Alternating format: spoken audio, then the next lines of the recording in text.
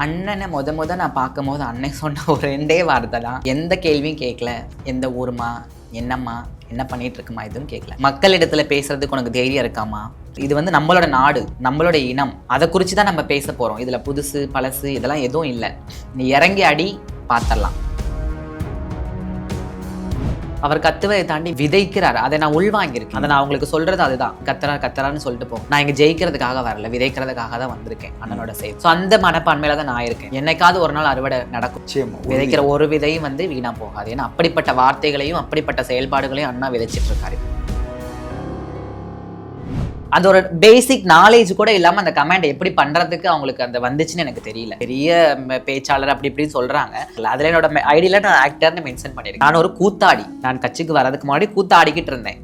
அதை எடுத்து நீங்க வந்து போட்டுட்டு இந்த மாதிரியான கேள்விகளை முன்வைப்பது. கூத்தாடாம என்ன பண்றது? இப்ப வந்திருக்கிற விஜய் உட்பட எல்லாம் கூத்தாடிகள் தான்.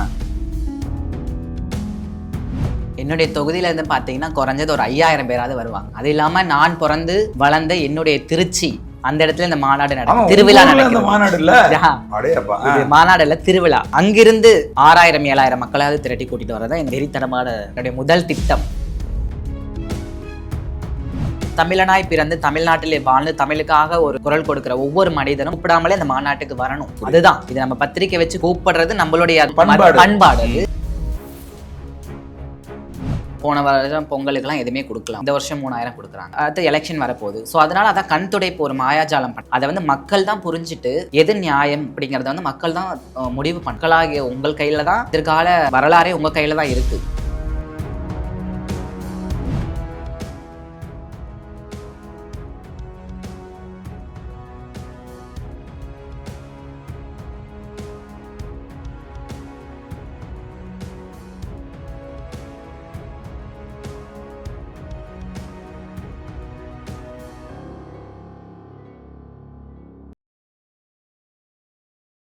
உலகம் முழுவதும் பரவி வாழ்கிற தாய் தமிழ் உறவுகள் அனைவருக்கும் வணக்கம்.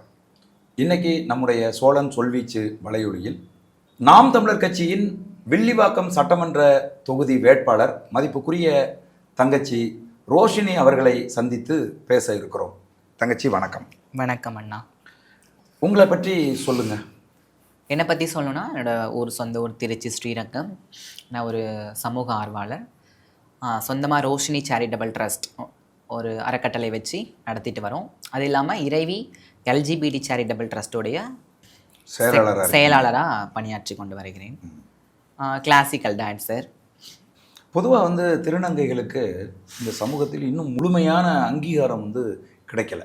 அந்த அங்கீகாரத்துக்காக பல பேர் வந்து போராடிட்டு இருக்கிற சூழ்நிலையில் ஒரு மக்கள் பிரதிநிதியாக உங்களை மாற்றணும் அப்படிங்கிறதுக்காக நாம் தமிழர் கட்சியின் தலைமை ஒருங்கிணைப்பாளர் அண்ணன் செந்தமிழன் சீமான் உங்களை வந்து வில்லிவாக்கம் தொகுதி வேட்பாளராக நிறுத்தியிருக்காங்க. இதை எப்படி பார்க்குறீங்க? இதை நான் எப்படி பார்க்குறேன் அப்படிங்கிறத விட இது வந்து எனக்கு கிடைச்ச ஒரு பெரிய வாய்ப்பு.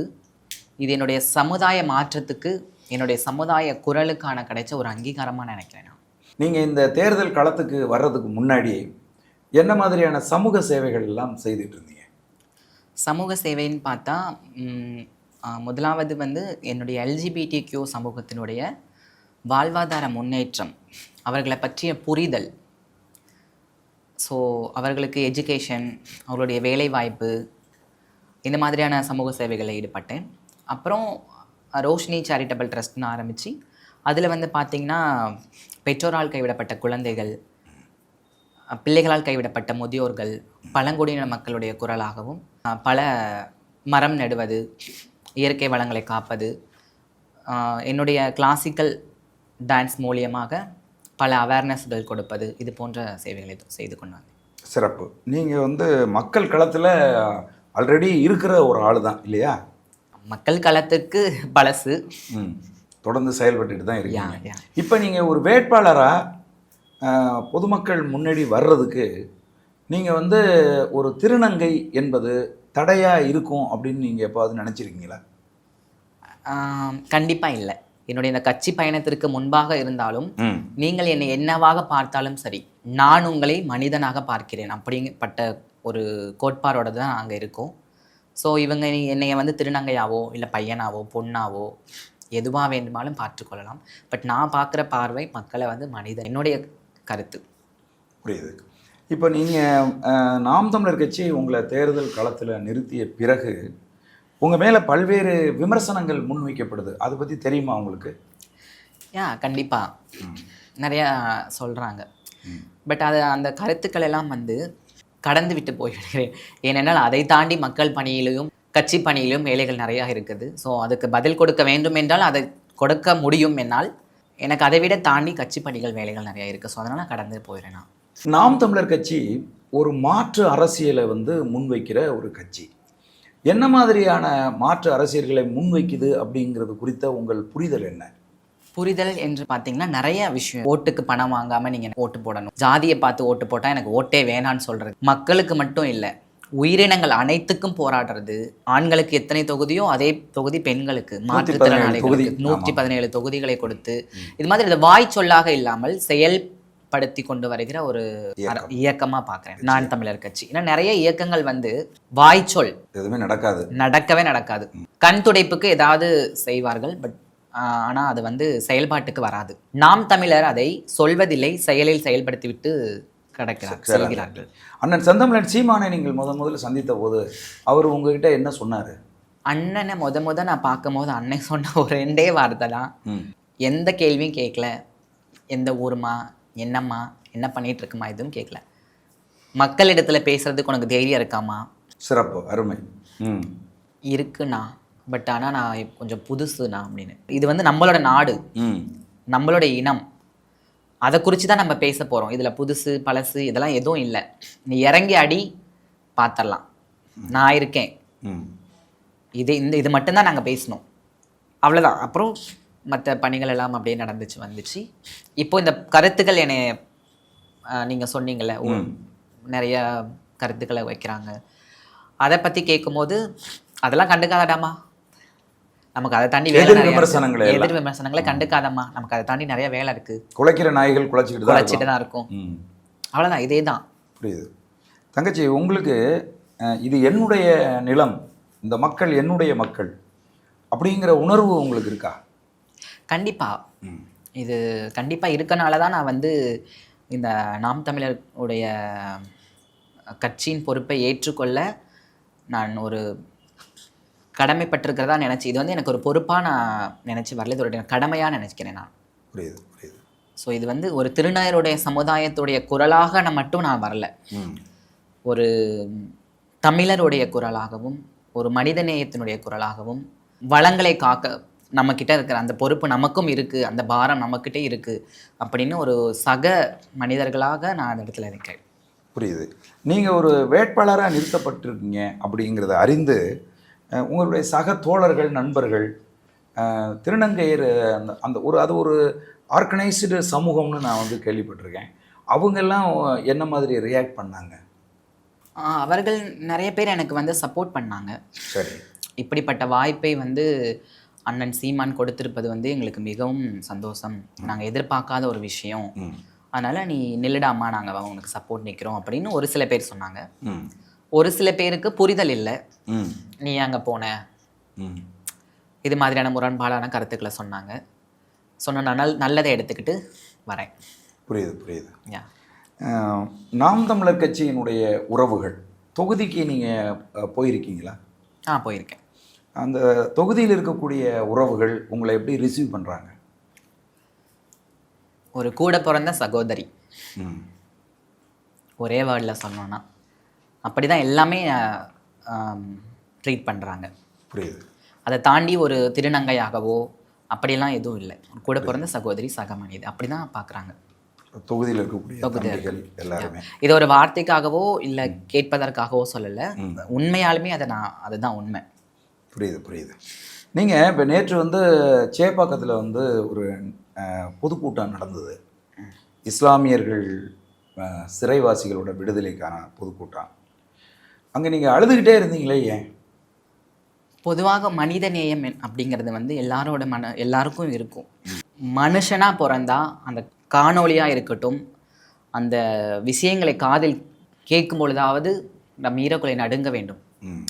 அதை எதிரில் இருப்பவர்களாக பார்க்காமல் நம் கூட பிறந்த சகோதரிகளுடைய குடும்பமாகவும் ஒரு தோழராகவும் அந்த கண்ணோட்டத்தில் பார்க்கும் பொழுது அது எப்படிப்பட்டவர்களாக இருந்தாலும் அந்த நேரத்தில் ஒரு இதில் எனக்கு அழுதது இதெல்லாம் நான் அந்த விஷயத்துக்கு கூட அழுகலை. எந்த கட்சிகளும் இவ்வளவு காலமாக அதை பற்றி பேசாமல் புறக்கணித்து கொண்டிருக்கிறது. ஆனால் அண்ணன் சீமான் அநேக மேடைகளிலே இதை பற்றிய ஒரு குரல் எழுப்புகிறார். அவர்களோடு இருந்து அந்த சிறையில் இருந்து அந்த வழிகளை ஏற்று அதை உணர்ந்து என் பக்கத்தில் உட்காந்துருந்தாங்க. நீங்கள் பார்த்தீங்கன்னா அந்த பாதிக்கப்பட்டவருடைய குடும்பம் தான் பக்கத்தில் உட்காந்துருந்தாங்க. ஆமாம், அவங்க அந்த இது நடக்கிறதுக்கு முன்னாடியே அவங்க என்கிட்ட எல்லாத்தையும் சொல்லிட்டாங்க. அப்பையிலேருந்தே அது என் மனதில் ஓடிக்கொண்டே இருந்துச்சு. பட் அண்ணன் செய்த காரியத்தை சொல்லலை, அவர்கள் பாதிக்கப்பட்ட விஷயத்தை மட்டும் சொன்னாங்க. ஆனால் நம்ம இங்கே உட்காந்து அண்ணன் செய்த காரியத்தை பார்க்கும் பொழுது இன்னும் எனக்கு மரியாதை கூடிவிட்டது. நம்ம கரெக்டான ஒரு இடத்துல தான் இருக்கோம் அப்படின்னு. ஸோ அதனால எனக்கு எமோஷனல் அந்த அவர்கள் படுற கஷ்டம் அந்த அந்த இஸ்லாமிய குடும்ப பெண்கள் சொன்ன செய்திகள் எல்லாம் இது எல்லாமே சேர்த்து ஒரு பெரிய உணர்வு ஏற்பட்டுச்சு. எதிர்காலத்தில் நீங்கள் அதற்காக என்ன செய்யணும்னு நினைக்கிறீங்க? அந்த நிமிடம் கண்டிப்பாக அண்ணன் சீமானோடு சேர்ந்து அந்த தாயார்களுடைய கண்ணீரை துடைக்கவும் அந்த குழந்தைகளுடைய ஏக்கங்களை போக்கவும் தொடர்ந்து போராடி அவர்கள் வெளியே வரும் வரை நம்மளுடைய போராட்டத்தை தொடர்ந்து அதுக்கு ஒரு தீர்வு கொடுக்கணும். ஏனென்றால் நம்மளை நம்பி வந்துட்டாங்க அவங்க. ஏன்னா அந்த பெண்கள் மேடையில் பேசும் பொழுது நாங்கள் எல்லா இடத்துக்கும் போயிட்டோம், நாங்கள் கோர்ட்டுக்கும் வாசலுக்கும் போயிட்டு வந்தது தான் எங்களுக்கு மிச்சம், உங்களை நம்பி தான் வந்திருக்கோம், மக்களாக்கி உங்களிடத்துல இந்த பொறுப்பை கொடுக்குறோம் அப்படின்னு அந்த காணொலியில் சொல்லியிருப்பாங்க. நீங்கள் பார்த்தீங்கன்னா தெரியும். ஸோ அப்போது அதை நான் உள் வாங்கிக்கிட்டு அண்ணனோடு சேர்ந்து இந்த போராட்டத்தில் நிச்சயமாக வெற்றியை நம்ம கொடுக்கணும், இதுதான் நம்மளுடைய முதல் விஷயமா இருக்கணும் அப்படிங்கிறத நான் உள் வாங்கிக்கிட்டேன். அந்த நேரத்தில் நீங்கள் அப்படி தான் நினச்சேன்? அப்படி தான் நினச்சேன். சிறப்பு. இப்போ இருக்கிற அரசியல் சூழல் குறித்து உங்கள் பார்வை என்ன தங்கச்சி? நல்ல கேள்வி. சொல்வதற்கு பெருசாக எதுவுமே இல்லை. அதுதான் நான் சொல்லிட்டேன்ல, எல்லாமே ஒரு கண் துடைப்பு. அது எப்படி சொல்கிறது, மக்களை ஏமாற்றுவதும் அவர்கள் பணத்திலே ஊழல் செய்வதும் வளங்களையும் நீர்நிலங்களையும் அபகரித்து இது மாதிரிலாம் பண்ணுறதெல்லாம் அந்த அரசியல் எனக்கு அருகருப்பாக இருக்குது பார்க்கும்போது. ஆட்சி அதிகாரத்துக்கு வர்றதுக்கு முன்னாடி இந்த டாஸ்மார்க் கடையெல்லாம் மூடிடுவோம் அப்படிங்கிறாங்க. ஆட்சிக்கு வந்ததுக்கு அப்புறமா அதை அவங்க செய்யலை. நீட்டு தேர்வை நாங்கள் வந்துட்டோம்னா ரத்து பண்ணிடுவோம், நாங்கள் ரத்து பண்ணலை. அப்புறம் போதைப்பொருள் கலாச்சாரம் பயங்கரமாக இருக்குது. பெண்கள் மிக கடுமையாக பாலியல் வல்லுறவுக்கு உட்படுத்தப்படுறாங்க. குற்றங்கள் நிறைய நடக்குது. சாதிய ஆணவ படுகொலைகள் பயங்கரமாக நடக்குது. இந்த ஆட்சி குறித்து இது தொடரணுமா? இதை எப்படி எடுத்துகிட்டு போவீங்க மக்கள்கிட்ட? இது எல்லாத்துக்கும் ஒரே தீர்வு, நம்ம அண்ணன் ஆட்சிக்கு வந்தால் மட்டும்தான் மாறும். நாம் தமிழர் கட்சி. இது எல்லாத்துக்கும் ஒரே தீர்வு, நாம் தமிழர் கட்சி ஆட்சிக்கு வந்தால் மட்டும்தான் மாறும், ஒரு மாற்றுதல் ஏற்படும். இதை நீங்கள் மக்கள்கிட்ட இதை நான் மக்கள்கிட்ட கொண்டு போகணும். ஏன்னா மக்களுக்கே தெரியும் இது இப்படிப்பட்ட பொய் வாக்குறுதிகளை கொடுத்து அதை செயல்படுத்தாமல் திரும்பி இந்த எலெக்ஷன் வந்ததுக்கப்புறம் திரும்பி அதாவது போன இதில் கொடுத்த வாக்குறுதிகளை இன்னும் அதை நிறைவேற்றலை, திருப்பி அதே வாக்குறுதிகளை வச்சு அதோட 4-5 எக்ஸ்ட்ரா சேர்த்து திரும்பி வாக்குறுதிகளை பொய்யான வாக்குறுதிகளை கொடுக்குறாங்க. ஸோ அந்த மாதிரியான மக்களுக்கு தான் ஒரு புரிதல் வேணும். புரியுது. அதோட மக்களுக்கு புரிய வைக்கிறதுக்கு என்னால் முடிஞ்ச அளவுக்கு நான் போராடுவேன். இந்த தேர்தலுக்கு முன்னாடி மடிக்கணினி கொடுக்குறாங்க, அதுக்கப்புறம் வீட்டில் இருக்கிற பெண்களுக்கெல்லாம் 1000 ரூபா பணம் கொடுக்குறாங்க, படிக்கிற பெண் பிள்ளைகளுக்கு 1000 ரூபா கொடுக்குறாங்க. இது போன்ற செயல்பாடுகள்லாம் உங்கள் வெற்றியை தடுத்துறாதா? உண்மை என்றைக்குமே ஜெயிக்கும் சார். மக்கள் தான் இதை புரிஞ்சு நடக்கணும். இப்போது நான் ஒரு திருநங்கை, எனக்கே ஒரு புரிதல் இருக்குது, மக்களாகிய உங்ககிட்ட ஏன் இல்லை? இதெல்லாம் கண் துடைப்பு. நீங்கள் சொல்கிற மாதிரி மக்களுக்கே தெரியுது. ஏன்னா நான் மக்கள் இடத்துலேருந்து வந்திருக்கேன். நான் ஒரு கட்சியிலே இருந்து, கட்சியிலே பிறந்து, கட்சியிலே வளர்ந்து, தாத்தா பாட்டி அந்த கட்சியிலே இருந்து மக்கள் இடத்துல உறவு இல்லாமல் அப்படிலாம் நான் வரல. ஒரு சக தோழியாக இருந்து இப்போ தான் நான் அதாவது மக்கள் இடத்துலேருந்து இப்போ தான் நான் வந்திருக்கேன். ஸோ அப்போ அவங்களுடைய பார்வை எப்படியா இருக்குன்னு எனக்கு நல்லாவே தெரியும். அப்போ அவங்களுக்கும் அந்த புரிதல் இருக்குது. கண் துடைப்புக்காக இப்போ இவ்வளோ போன வருஷம் பொங்கலுக்கெல்லாம் எதுவுமே கொடுக்கல அவங்க, இந்த வருஷம் 3000 கொடுக்குறாங்க. அப்போது அடுத்த எலெக்ஷன் வரப்போகுது. ஸோ அதனால் அதான் கண் துடைப்பு ஒரு மாயாஜாலம் பண்ணுறாங்க. அதை மக்கள் தான் புரிஞ்சுட்டு எது நியாயம் எது கரெக்ட் அப்படிங்கிறத வந்து மக்கள் தான் முடிவு பண்ணணும். மக்களாகிய உங்கள் கையில் தான் இருக்குது. எதிர்கால வரலாறே உங்கள் கையில் தான் இருக்குது. நீங்கள் இதெல்லாம் மக்களுக்கு எடுத்து சொல்லுவேன். நாம் தமிழர் கட்சியின் கொள்கைகளை நீங்கள் மக்கள் முன்னால் வந்து முன் வச்சு பேசி மக்களுக்கு ஒரு பெரிய நம்பிக்கை உங்கள் மேலே ஏற்பட்டுருது. மற்ற வேட்பாளர்களை விட நம்ம ரோஷினிக்கு வாக்களித்தோம்னா நல்லது நடக்கும் அப்படின்னு அவங்க நினைக்கிறாங்கன்னு வச்சுங்க. நீங்கள் ஒரு சட்டமன்ற உறுப்பினராக சட்டமன்றத்துக்குள் சென்ற பிறகு உங்களுடைய செயல்பாடுகள் எந்த மாதிரி இருக்கும்? முதலாவது எல்ஜிபிடி சமூகத்தின் மேல் இருக்கிற கரையை போக்குவேன். மக்களுக்கு வந்து ஒரு புரிதலை ஏற்படுத்துவேன். வீட்டை விட்டு வெளியில் வர பிள்ளைகளுக்கு ஒரு பாதுகாப்பான இடம், அவர்களுக்கு ஒரு முறையான ஆலோசனை, அது போன்ற விஷயங்களை ஏற்படுத்துவோம். இரண்டாவது, அவர்கள் பேரண்ட்ஸ், அவர்களுடைய பெற்றோர், அவர்களுடைய மனநிலை எப்படியெல்லாம் இருக்கும் என்பதை நான் உணர்ந்திருக்கிறேன். ஏன்னா எங்களுடைய அம்மா அப்பா நான் அந்த மாதிரி மாறும்போது எவ்வளோ கஷ்டப்பட்டாங்க அப்படிங்கிறதெல்லாம் ஒரு விதமான குற்ற உணர்ச்சிக்கு அவங்க உள்ளாகிறாங்க. சமூகம் வந்து அந்த உணர்வை ஏற்படுத்திடுது. அவங்களே ஆகலைன்னா கூட அந்த சமுதாயம் வந்து அவங்களை ஏற்படுத்திடுது. ஸோ அப்படி இருக்கும்போது அவங்களுக்கான பாதுகாப்பு, அவங்களுக்கான சரியான ஆலோசனை, இது போன்ற விஷயங்கள் எல்லாம் முன்வைப்பேன். சரி. கல்வி வந்து எவ்வளவு முக்கியம் என்பது வந்து நம்ம எல்லாருக்குமே தெரியும். அப்படிப்பட்ட இப்பொழுது கவர்மெண்ட் ஸ்கூல்லே அப்படிப்பட்ட கல்வி கிடைக்கிறது இல்லை. ஏன்னா எங்களுடைய அந்த சோசியல் சர்வீஸில் நாங்கள் நிறையா கிராமங்களுக்கு போய் அவேர்னஸ் கொடுக்கும் போதெல்லாம் பார்க்கும் பொழுது ரொம்ப வேதனையாக இருக்குது. ஸோ அந்த கல்வி, முறையான கல்வி ஃபஸ்ட்டு கிடைக்கணும் அப்படிங்கிறதுக்கான விஷயங்களை வைப்பேன்.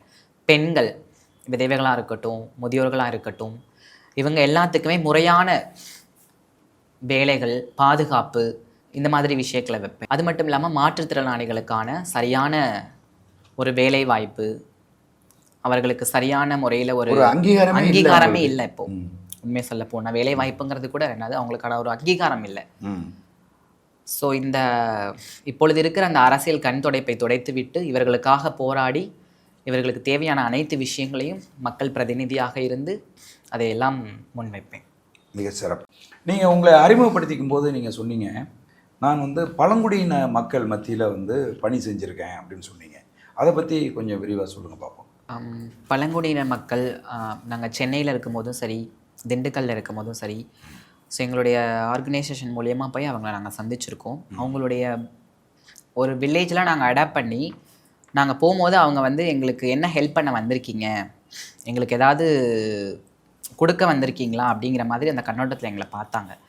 நாங்கள் எங்களுடைய டீம் மூலியமாக போய், எங்களுடைய ஆர்கனைசேஷன் டீம் மூலியமாக போய் நாங்கள் அவங்களுக்கு எதுவுமே இனாமாக கொடுக்கல. சரி. மாறாக அவங்க எப்படி சம்பாதிக்கணுங்கிற வழிமுறையை சொல்லிக் கொடுத்தோம். சிறப்பு. சொல்லிக் கொடுத்து நாங்கள் அடுத்தடுத்த தடவை போகும்பொழுது இப்போது அவங்க என்ன மனநிலைமையில் இருக்காங்க அப்படின்னா, எங்கள் வீட்டுக்கு வாங்க, நீங்கள் சாப்பிட்டு போங்க அப்படிங்கிற மாதிரியான மனநிலைமைக்கு அவங்க வந்திருக்கீங்களே, வண்டிக்கு பெட்ரோலுக்கு காசு இருக்கா, அவங்க ஏர்ன் பண்ண ஆரம்பிச்சிட்டாங்க. ஏர்ன் பண்ணுவாங்க. அதை ப்ராப்பராக எப்படி சேமிக்கணும், அதை எப்படி வழிமுறையாக கொண்டு வரணும் அப்படிங்கிற விஷயங்கள்லாம் கற்றுக்கிட்டாங்க அவங்க. ஸோ கட்டாயம் எல்லா பிள்ளைகளும் ஸ்கூலுக்கு போகிறாங்க. அந்த ஸ்கூலுக்கு போகிறதுக்கான பேகு, ட்ரெஸ்ஸஸ் எல்லாம் நாங்கள் வந்து கொடுத்த அந்த மாதிரி சேவைகள். ஸோ நாங்கள் ஒரு ஆர்கனைசேஷனில் இருக்கும் போதே அவ்வளோ விஷயங்களை செய்த நான், ஒரு பதவி பொறுப்பு வந்தால் பழங்குடியின மக்களுடைய வாழ்வாதாரத்தையே மாற்ற முடியும் என்ற ஒரு நம்பிக்கை எனக்கு இருக்குது. உங்களுக்கு இருக்குது.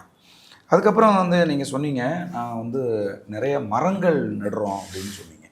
அதுக்கான உந்துதல் எங்கேருந்து வந்துச்சு உங்களுக்கு?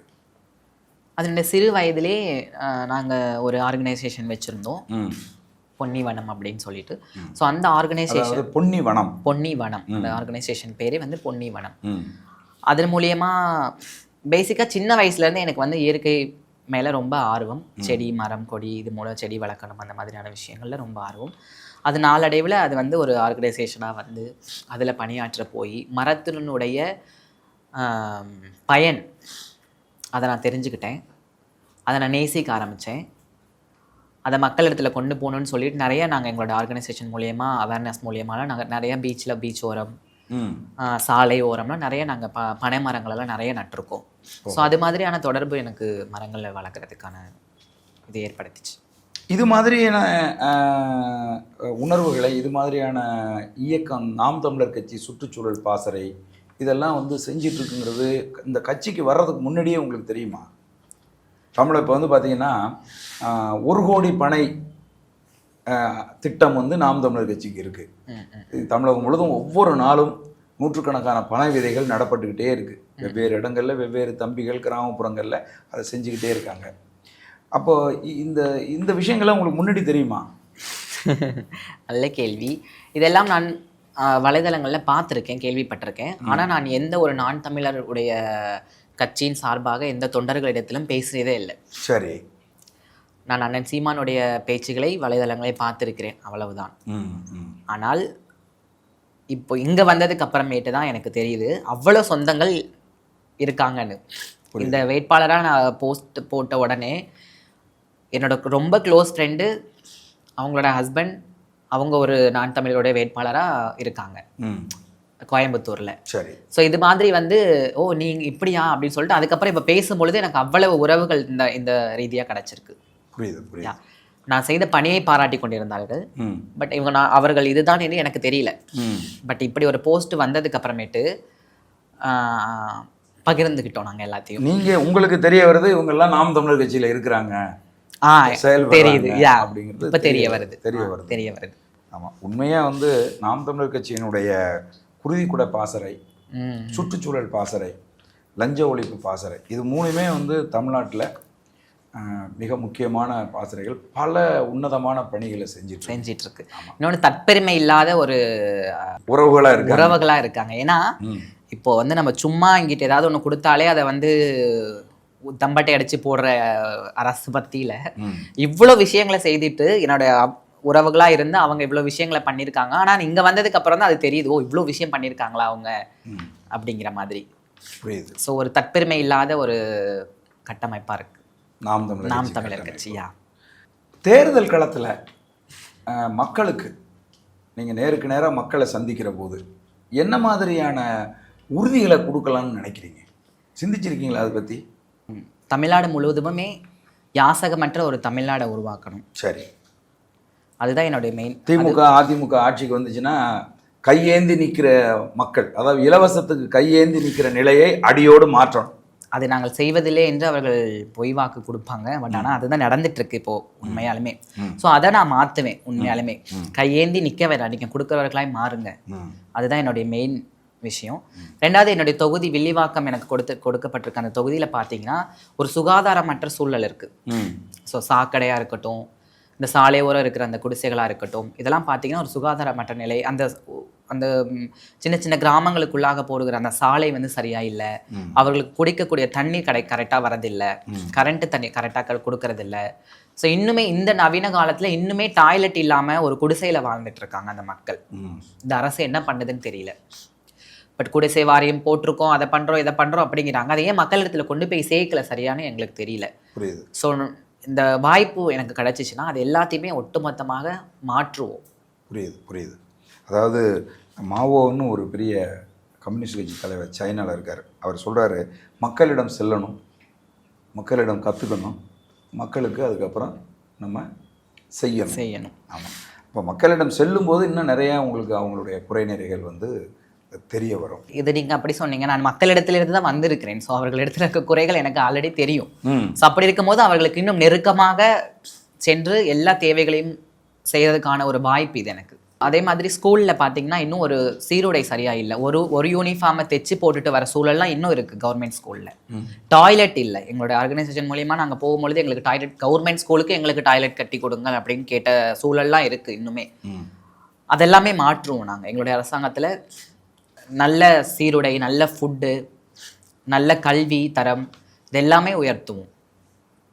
நாம் தமிழர் கட்சி தமிழகத்தில் முன்வைக்கிற இந்த மாற்று அரசியல் அப்படிங்கிற இந்த பார்வையை உள்வாங்கி நீங்கள் வந்து இன்னைக்கு அண்ணன் செந்தமிழன் சீமானோடு நிற்கிறீங்களா, இல்லை அண்ணன் கூப்பிட்டாரு அப்படின்னு நான் வந்துட்டேன் அப்படின்னு நினைக்கிறீங்களா? நல்ல கேள்வி. நாங்கள் இந்த எங்களுடைய பணியை தொடங்கும் அந்த காலத்திலே, நான் பேர் சொல்ல விரும்பலை, சில கட்சிகளிலிருந்து எங்களுக்கு அழைப்புதல் வந்தது. பட் இவ்வளவு பெரிய விஷயத்திற்காக அல்ல. சரி, வந்து ஓரமாக நில்லுங்க, நாங்கள் உங்களுக்கு எல்லாம் பண்ணித்தரோம் அப்படின்னு. அதில் எங்களுக்கு ஓரமாக நிற்கிறதுக்கும் ஈடுபாடு இல்லை, நாங்கள் போகிறதுக்கும் எங்களுக்கு ஈடுபாடு இல்லை. இது கட்சியை தாண்டி இந்த மக்கள் பணி எங்களுக்கு பிடிச்சிருக்கு. உண்மையை சொல்ல போனோன்னா சரி, மக்களிடத்துல ஒரு மாற்றுதல் வரணும். இந்த அரசாங்கம் மாறப்படணும், இந்த ஊழல் மாறப்படணும். அது எல்லாமே இப்போ எல்லா அரசியல்வாதிகளும் நிற்க வச்சு எந்த அரசியல் கரெக்டாக இருக்குது அப்படின்னு என்ன கேட்டிங்கன்னா அது அண்ணன் சீமான். நான் ஒரு தற்பெருமைக்காகவோ எதுக்காகவோ சொல்லலை. அவருடைய பேச்சுகளை கேட்கும் பொழுதோ எல்லா மக்கள் சொல்கிறாங்க அவர் கத்திட்டு இருக்காரு. என்ன கத்துறாரு கேளுங்க. இப்போ நான் இது வந்தது, இப்போ என்னை அறிவித்ததுக்கு அப்புறமேட்டு எனக்கு வர கால்ஸ் எல்லாமே என்ன நீ அங்கே போயிட்ட அவர் கத்திட்டு இருப்பார். என்ன கத்துறாரு கேட்டிருக்கீங்களா நீங்கள்? அதை எங்கே கேட்குறது, அவர் கத்திட்டு இருப்பார். ஆனால் உண்மையாக கத்துறது எதுன்னு நமக்கு எல்லாருக்கும் தெரியும். புரியுது. கூர்ந்து கேட்டால் தானே தெரியும். கூர்ந்து கேட்கும் பொழுது தான் தெரியும் அது என்னன்னு. இத்தனை ஆண்டு காலமா நீங்க செவிடா இருக்காங்க. அப்ப கத்துனாதான் உங்க காதுல கேட்கும்னா அப்புறம் கத்தத்தானே வேணும். அதை கத்துறதும் கூட கேட்க மாட்டேங்குது மக்களுக்கு. இன்னும் இதை விட ஒரு அவலமான விஷயம் என்னன்னா, அவர் பேசுற மொழி புரியவில்லை என்கிறார்கள். தமிழ்ல பேசுறது தமிழ்நாட்டு மக்களுக்கு புரியவில்லையாமா. அட கொடுமையே. இதுதான் மிகப்பெரிய ஒரு கொடுமையான விஷயமே. இது ஒரு மிகப்பெரிய குற்றச்சாட்டா இருக்கு. அவர் பேசுற மொழி எங்களுக்கு புரியவில்லை அப்படிங்கிறாங்க. அதுதான் ஒரு கேட்கும் பொழுது ஒரு நெஞ்சே நமக்கு ரொம்ப கஷ்டமா இருக்கு. ஸோ இதெல்லாமே வந்து மக்களுக்கும் நம்மளுடைய கட்சிக்கும் பாலமாக இருந்து அண்ணனுடைய கோட்பாடுகளை எப்படி ஈஸியாக மக்களிடத்துல கடத்த முடியும், அப்படிப்பட்ட வேலையெல்லாம் செய்யலாம். இதுதான் நான் கட்சிக்குள்ள வந்து தங்கச்சி, இந்த கட்சி நாம் தமிழர் கட்சியில நீங்க வந்துட்டீங்க அப்படிங்கிறதுக்கு அப்புறமா இந்த கட்சிக்கு வர வேணாம் அப்படின்னு சொல்கிறவர்கள் திருநங்கையர் சமூகத்தில் இருக்கிறவங்களா இல்லை வெளியில் இருக்கக்கூடிய மற்ற கட்சிகளை சேர்ந்தவங்களுடைய நண்பர்களா? திருநங்கைகள் ஒருபோதும் சொல்லவில்லை. ஏன்னால் இது திருநங்கைகளுடைய சமுதாயத்துக்கு கிடைத்த பெரிய அங்கீகாரமாக பார்க்குறாங்க. ஆஹா. திருநங்கைகள் ஒருபோதும் சொன்னது. ஏன்னா திருநங்கைகள் சொன்னாலும் அதை நான் பெருசாக எடுத்துக்கொள் போது. ஏன்னா அவர்களுக்கு அந்த அளவுக்கு வந்து இந்த கண் துடைப்பு அரசாங்கம் வந்து அவங்களை கண் துடைச்சி வச்சிருக்குன்னு தான் நான் பார்க்குறேன். சரி. ஸோ அவர்கள் எந்த விதத்திலும் இது வந்து உனக்கு கொடுத்துருக்கிற இந்த விஷயம் எங்களுக்கு கிடைத்த கௌரவம் அப்படி தான் பார்க்குறாங்க. சாதாரண மக்கள் தான் சொல்கிறாங்க அங்கே எதுக்கு போனேன், என்ன காரணம் சொல்கிறாங்க. அவர் ஜெயிக்க மாட்டார், அவர் கத்திட்டு தான் இருப்பார், இவ்வளோ வருஷமாக கத்திட்டு இருக்காரு, அவர் ஜெயிக்க மாட்டார், நீ ஏன் அந்த கட்சிக்கு போன, ஜெயிக்கிற கட்சிக்கு போக வேண்டியதானே. அவர் கத்துவதை தாண்டி விதைக்கிறார். ஆமாம், ரொம்ப சரியான வார்த்தை. விதைக்கிறார். அதை நான் உள்வாங்கியிருக்கேன். அதை நான் அவங்களுக்கு சொல்கிறது அதுதான். நீங்கள் கத்துறான்னு சொல்லிட்டு போங்க, நான் இங்கே ஜெயிக்கிறதுக்காக வரல, விதைக்கிறதுக்காக தான் வந்திருக்கேன் அண்ணனோட சேர்ந்து. ஸோ அந்த மனப்பான்மையில தான் நான் இருக்கேன். இப்போ என்னைக்காவது ஒரு நாள் அறுவடை நடக்கும் கண்டிப்பா. நிச்சயமா. விதைக்கிற ஒரு விதையும் வந்து வீணா போகாது. ஏன்னா அப்படிப்பட்ட வார்த்தைகளையும் அப்படிப்பட்ட செயல்பாடுகளையும் அண்ணா விதைச்சிட்டு இருக்காரு இப்போ. புரியுது. ஸோ அது ஒரு நாள் அறுவடை ஆகும். அப்படிப்பட்ட ஒரு தன்னம்பிக்கையிலும் ஒரு உத்வேதத்திலையும் நான் இருக்கேன். அவர்களுக்கு பதில் கொடுத்துட்டு இருக்கேன். அப்படிதான். புரியுது. நிச்சயமாக வந்து நீங்கள் பயன்படுத்தின வார்த்தைகள்லாம் ரொம்ப சரியான வார்த்தைகள். நிச்சயமாக வந்து அண்ணன் செந்தமிழன் சீமான் கடந்த 15 ஆண்டு காலமாக அவர் விதைத்துக்கிட்டு தான் இருக்கார். அதனால தான் இன்றைக்கி வந்து 8.22% வாக்குகள் வாங்கி இந்திய அரசியல் களத்தில் தனித்து நின்று ஒருத்தன் தேர்தல் அங்கீகாரம் வாங்கியிருக்கான்னா அது அண்ணன் சீமான் மட்டும்தான். ஆமாம், நிச்சயமாக அது வந்து ஒரு மிகப்பெரிய ஒரு இதாக இருக்கும். நாம் தமிழர் கட்சி பொறுத்தளவில் இந்த மாதிரியான குற்றச்சாட்டுகளை எல்லாம் வந்து அண்ணன் செந்தமிழன் சீமான் வந்து கடந்து போக சொல்லுவாங்க. இதுக்கெல்லாம் நம்ம வந்து பதில் சொல்லிட்டு நிற்கக்கூடாது அப்படின்னு அவங்க வந்து சொல்லுவாங்க. நீங்கள் இந்த மாதிரியான குற்றச்சாட்டுகளை கேட்டு மன சங்கடப்பட்டிருக்கீங்களா, கலங்கியிருக்கீங்களா? குற்றச்சாட்டை சொல்லுகிறவங்க வந்து அண்ணன் கட்சியிலேருந்து சொன்னால் அதை நான் கலங்குவதற்கு நிறைய வாய்ப்பு இருக்குது. சரி. என்ன பேசுகிறார் என்றே தெரியாமல் நீ குற்றச்சாட்டை இருந்து எனக்கு வெளில கமெண்ட்ஸ் கொடுக்கும் போது அதை நான் கவனிக்கிறேங்கிற அவசியமே எனக்கு இல்லை. புரியுது. இங்கேருந்து சொன்னால் நான் கற்றுக்கலாம் அப்படின்னு நினைக்கலாம். பட் வெளியிலேருந்து குற்றச்சாட்டு வரும்பொழுது நான் அதை எது செஞ்சாலும் குற்றம் பண்ணிட்டு தான் சார் இருப்பாங்க. இங்கே குற்றம் கண்டுபிடிப்பாங்க. அது திருநங்கைகள்னால் அவங்களுக்கு சொல்லவே வேணாம், வாய்க்கு அல்வா கொடுத்த மாதிரி. அப்படி பார்க்கும் பொழுது பார்த்தீங்கன்னா எனக்கு அநேக கமெண்ட்ஸ் வந்துட்டு இருக்கு வலைதளங்களில். அப்படி ஒரு பெரிய கமெண்ட்ஸ் வந்தது என்னோட ட்ரோல் பண்ணி போட்டது. நான் ஒரு பாட்டுக்கு முன்னாடி பழைய வீடியோவில் ஒரு டான்ஸ் ஆடிருப்பேன், அதை எடுத்து போட்டு வச்சுருக்காங்க. அந்த ஒரு பேசிக் நாலேஜ் கூட இல்லாமல் அந்த கமெண்ட் எப்படி பண்ணுறதுக்கு அவங்களுக்கு அந்த வந்துச்சுன்னு எனக்கு தெரியல. பெரிய பேச்சாளர் அப்படி இப்படின்னு சொல்கிறாங்க, பட் எப்படி வந்துச்சுன்னு தெரில. அதில் என்னோட ஐடியில் நான் ஆக்டர்னு மென்ஷன் பண்ணியிருக்கேன். நான் ஒரு கூத்தாடி. ம். நான் கட்சிக்கு வர்றதுக்கு முன்னாடி கூத்தாடிக்கிட்டு இருந்தேன். அதை எடுத்து நீங்க வந்து போட்டுட்டு இந்த மாதிரியான கேள்விகளை ஒரு முன்வைப்பது கூத்தாடி கூத்தாடாம என்ன பண்றது? என்ன பண்றது? ம். இதுவரைக்கும் தமிழகத்தை ஆட்சி அதிகாரம் செஞ்ச எல்லாருமே எல்லாமே கூத்தாடிகள் தான். கூத்தாடிகள் தான். ஆமா. இப்போ வந்திருக்கிற விஜய் உட்பட எல்லாம் எல்லாம் கூத்தாடிகள் தான். அப்ப அந்த நான் கூத்தாடுறதை எடுத்து வச்சுக்கிட்டு இருந்தா நீங்க இன்னும் அப்புறம் நான் எத்தனை கூத்தாடுற வீடியோக்களை வைக்கிறதுக்கு முடியும் நம்மளால. பட் ஆனா நமக்கு அதுக்கு நேரம் இல்லை. செல்வி ஜெயலலிதாவை நீங்க எப்படி வந்து பாக்குறீங்கன்னு கேளுங்க. அவங்க அவங்க தமிழ்நாட்டில் எத்தனை திரைப்படங்கள்ல நம்ம 2 பீஸ் உடை போட்டுக்கிட்டு கூத்தாடினவங்க தான். அவங்க தமிழக மக்கள் ஏற்ற தமிழகத்தின் ஒரு தவிர்க்க முடியாத ஒரு ஆட்சி அதிகாரத்தில் இருந்த ஒருத்தவங்களா அவங்க வரலையா? சொல்லுங்க பார்ப்போம். எனக்கு மிகவும் சிரிப்பாக இருந்தது அந்த பதிலை பார்க்கும்போது. இந்த ஒரு பேசிக்கான விஷயம், இந்த ஒரு நாலேஜ் கூட இல்லாம இப்படிப்பட்ட கமெண்ட்ஸை போடுறாங்களே, ஐயோ பாவம் அப்படின்னு தான் எனக்கு தோணுச்சு. பொதுவாக வந்து பொது புத்தியில் என்ன இருக்குது அப்படின்னு கேட்டிங்கன்னா, திருநங்கைகள் புறக்கணிக்கப்பட வேண்டியவர்கள், அவங்க ஏதோ வந்து பகலில் அவங்கள பார்க்கவே கூடாதுங்கிறது மாதிரியான ஒரு மனநிலை கொண்ட சமூகமாக இந்த சமூகம் இருக்குது. அந்த புறக்கணிக்கிற அடிப்படையில் தான் நீங்களா இந்த அரசியல் களத்திலிருந்து வெளியேறணுங்கிறது மாதிரியான நெருக்கடி அப்படின்னு இதை பார்க்குறீங்களா? இல்லைடா பார்க்கல. ஏன்னா வச்சுக்கோங்களேன், இப்போது உண்மையான திருநங்கைகள் போலியான திருநங்கைகள் என்று எங்களுடைய சமுதாயத்தில் 2 இருக்கிறது. அப்படியா? கண்டிப்பாக. எங்களுடைய கஷ்டம், உண்மையான திருநங்கைகள் பெண்களை விட பல மடங்கு கூச்சம், அச்சம், நாணம், மடம் எல்லாம் இருக்கிற ஒருத்தவங்க. இந்த போலியான திருநங்கைகள் தான் பெண் வேடம் அணிஞ்சிட்டு வெளியில் ஆபாசமாக பேசுறது, ட்ரெஸ்ஸுகளை அனாவசியமாக அந்த மாதிரியான விஷயங்கள் காரியங்களில் ஈடுபடுறது, வழிபறி பண்ணுறது, அந்த மாதிரியான இருக்கிறவங்க போலியான திருநங்கைகள். உண்மையான திருநங்கைகள் யாரும் அப்படி, அவர்கள் அன்பானவர்கள். ஏன்னா வீட்டை விட்டு வெளியில் வந்து அவர்கள் அன்புக்கு ஏங்குகிறவர்கள், பாசத்துக்கு ஏங்குகிறவர்கள், அவர்களுக்கு குடும்பத்தினுடைய வேல்யூ அவங்களுக்கு தெரியும். ஸோ அதனால் அவங்க ஒரு காலமும் அந்த மாதிரி பண்ண மாட்டாங்க உண்மையான திருநங்கைகள். இந்த போலியாகவும் இந்த பணத்துக்காகவும் செக்ஸுவல் அடிக்ட்டில் வர இந்த மாதிரியான போலியான திருநங்கைகள் மட்டும்தான் அவங்களை திருநங்கைன்னே சொல்லக்கூடாது. ஃபர்ஸ்ட் ஆஃப் ஆல் அந்த மாதிரியான இருக்கிறவங்க தான் இந்த மாதிரியான வேலைகளில் ஈடுபடுறது. ஒட்டுமொத்த திருநங்கைகளுடைய கூட்டத்துக்கும் அது கெட்ட பேராக வந்து நிற்குது. திருநங்கைகள் வந்து பொலிட்டிக்கல் அவேர்னஸ் உள்ளவங்க இருக்காங்களா திருநங்கைகளில்? பொலிட்டிக்கல் ரீதியாக இருக்காங்க, நாலேஜ் இருக்கா அப்படின்னு கேட்டிங்கன்னா இருக்காங்களே, பொலிட்டிக்கல்லே இப்போ இருக்காங்க. ஆனால் எதுக்கு இருக்காங்கன்னே தெரியல. அவங்களால மக்களுக்கும் ஒரு பயணம் இல்லை, திருநர் சமூகமான எங்களுக்கும் ஒரு பயணம் அடைந்ததாக நான் கேள்விப்படலை. அப்படிப்பட்ட அரசியல் பொறுப்பு எதுக்குன்னு எனக்கு தெரியல அவங்களுக்கு. ஏன்னா ஒரு இது போன்ற காரியம், ஒரு வாய்ப்பு கிடைக்கும் பொழுது அதை அவங்க எந்த அளவுக்கு யூஸ் பண்ணி ஒரு சமூக மாற்றத்தையும் ஒரு விஷயத்தையும் கொண்டு வந்திருக்கலாம் நினச்சிருந்தா. பட் அவங்களால அது முடியல. சமுதாயத்தை மாற்ற வேணாம், நீங்கள் நம்மளுடைய திருநர் சமுதாயத்தை மாற்றிருக்கலாம், அவங்களுக்கு நிறைய விஷயங்களை ஏற்படுத்தி கொடுத்துருக்கலாம். ஆனால் அதை வச்சுட்டு அவங்க சேஃப் ஆகிட்டு இருக்காங்க, அவ்வளோதான். பேரை சொல்ல விரும்பல, பட் இருக்காங்க. புரியுது. பொதுவாக வந்து பார்த்தீங்கன்னா திருநங்கையர் சமூகம் அப்படின்னு எடுத்துக்கிட்டிங்கன்னா அரசியல் கட்சிகளில் அவங்களுக்கு முக்கியத்துவம் கொடுக்கறதில்ல. அவங்க எல்லாருக்குமே வாக்கு இருக்கா?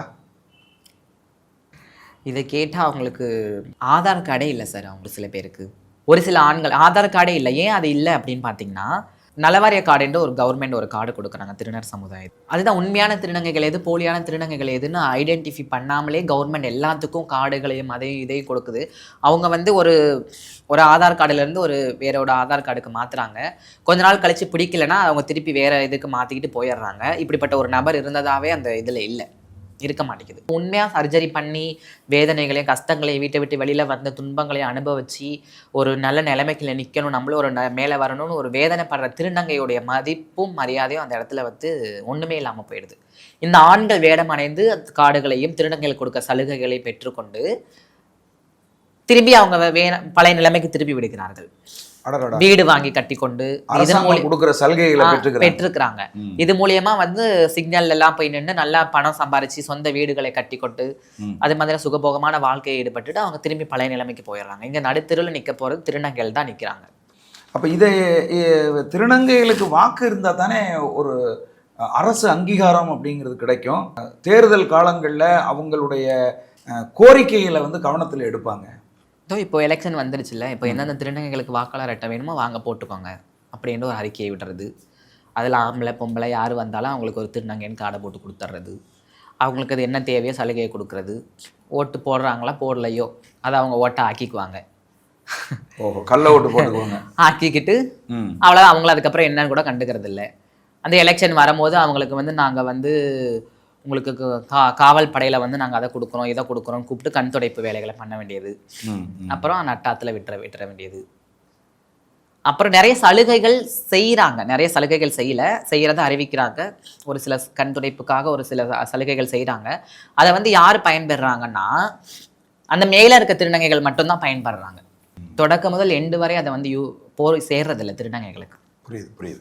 இப்போ வந்துமா, இப்போ நாம் தமிழர் கட்சியினுடைய தமிழ்நாடு முழுதும் இருக்கக்கூடிய எல்லா வேட்பாளர்களும் கட்சியினுடைய முக்கிய பொறுப்பாளர்கள் எல்லாம் பிப்ரவரி மாதம் 21 நடக்கிற மாற்றத்துக்கான மக்களின் மாநாடு குறித்து மக்களை அழைப்பு விடுத்து எல்லாருமே வந்து பதிவுகள் வந்து போட்டுட்டு இருக்காங்க. நீங்க எப்போ போட போறீங்க? அதுக்கான பணி நடந்துட்டு இருக்கு. நாளையிலேருந்து அதை வந்து போட போறீங்க. நாம் தமிழர் கட்சியினுடைய தலைமை ஒருங்கிணைப்பாளர் என்ன சொல்றாருன்னா, நீங்க வந்து நம்முடைய இல்லத்தில் நிகழ்வு ஒன்றுக்கு வந்து நம்ம உறவினர்களை அழைப்பது போல நீங்க அழைப்பதில் வச்சு எல்லாரையும் இந்த மாநாட்டுக்கு கூப்பிடுங்க அப்படின்னு சொல்றாரு. குறைஞ்சது வந்து ஒரு தொகுதியிலிருந்து ஒரு 3000 பேர் அந்த மாநாட்டில் கலந்துக்கணும் அப்படின்னு அவர் சொல்றாரு. உங்க தொகுதி வந்து வில்லிவாக்கம் தொகுதி ஒரு பெரிய தொகுதி. நீங்க என்ன திட்டம் வச்சிருக்கீங்க? என்னுடைய தொகுதியில இருந்து பார்த்தீங்கன்னா குறைஞ்சது ஒரு 5000 பேராவது வருவாங்க. சிறப்பு சிறப்பு. அதுல எந்த மாற்று கருத்தும் இல்லை. சரி. அது இல்லாம நான் பிறந்து வளர்ந்த என்னுடைய திருச்சி, அந்த இடத்துல இந்த மாநாடு நடக்கும். திருவிழா நடக்கும். மாநாடு இல்ல, மாநாடு இல்ல, திருவிழா. அப்படி இருக்கும் பொழுது அங்கிருந்து 6000 7000 மக்களாவது திரட்டி கூட்டிட்டு வரதான் என்னுடைய ஒரு வெறித்தனமான திட்டம். என்னுடைய முதல் திட்டம். சிறப்பு. அதற்கான வேலைகளும் தொடங்கி போயிட்டு இருக்கு. ரொம்ப மகிழ்ச்சி தங்கச்சி. என்ன அப்படின்னு கேட்டிங்கன்னா, இந்த ஜாடிக்கு ஏற்ற மூடின்னு வாங்கல, அது மாதிரி அண்ணன் சீமானுக்கு ஏற்ற ஒரு வேட்பாளர் நீங்க. அண்ணன் 3000 பேர்னா நான் 6000 பேர்றாங்கிறீங்க. ஆமா, ரொம்ப இல்ல சார். இதுல வந்து தமிழனா இருக்கிற ஒவ்வொருவரும், நான் தமிழன், தமிழ் நேசம் கொண்ட ஒவ்வொருவருமே நம்ம கூப்பிடாமலே அந்த மாநாட்டுல பங்கெடுக்கணும். அதுதான் இது. நம்ம பத்திரிக்கை வச்சு கூப்பிடுறது நம்மளுடைய அது ஒரு பண்பாடு அது. பட் ஆனா தமிழனாய் பிறந்து தமிழ்நாட்டிலே வாழ்ந்து தமிழுக்காக ஒரு குரல் கொடுக்கிற ஒவ்வொரு மனிதனும் மனிதநேயம் உள்ள தமிழ் நேசம் உள்ள ஒவ்வொரு மனிதனும் கூப்பிடாமலே அந்த மாநாட்டுக்கு வரணும். அதுதான் வந்து ஒரு விஷயம். கோட்டரம் கோழி பிரியாணி வாங்கி கொடுக்காமல் இந்த கூட்டத்தை நான் கூட்டி வர விரும்புகிறேன். நான் இதே கோட்டரம் கோழி பிரியாணி வாங்கி கொடுப்பேன் என்றால் லட்சக்கணக்கான பேரையும் நான் அந்த இடத்துக்கு அழைத்து வர வாய்ப்பு இருக்கு. நாம் தமிழர் கட்சி அப்படி ஒருபோதும் செய்யாது. உண்மையாக வருகிற கூட்டம் தான் நான் சொன்ன அந்த எண்ணிக்கை. புரியுதம்மா. நீங்க வந்து உறுதியா வந்து நாம் தமிழர் கட்சியின் கொள்கைகளை உள்வாங்கி வில்லிவாக்கம் தொகுதியின் மக்களுடைய மனங்களை வென்று வில்லிவாக்கம் தொகுதியின் சட்டமன்ற உறுப்பினராக தமிழக சட்டமன்றத்தில் நீங்கள் நுழையணும் அப்படின்னு சோழன் சொல்வீச்சு சார்பில் மனதார உங்களை வாழ்த்துகிறேன். எங்களுடைய அரங்கத்துக்கு வந்து உங்கள் நேரத்தை செலவிட்டமைக்கு மிக்க மகிழ்ச்சி. நன்றி. வணக்கம். வணக்கம்.